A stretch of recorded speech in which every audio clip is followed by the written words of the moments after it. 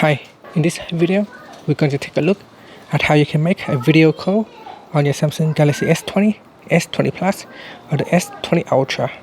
Now first, tap on the phone application, and then make sure that you tap on keypad, and then simply just key in the phone number that you want to make a video call.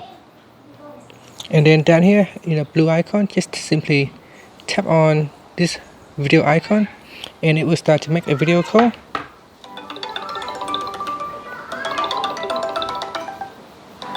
So when the other person pick up the call, you can start to make the video call, as you can see. Now this is using Google Duo applications to make the calls. And as you can see, there's other options. You got portrait, low light, AI emoji, and wide angle. You can switch the camera to back and front.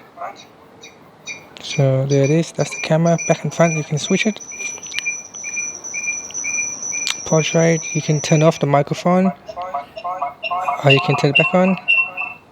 And that's it, so that's how you can make a video call on your Galaxy S20 series.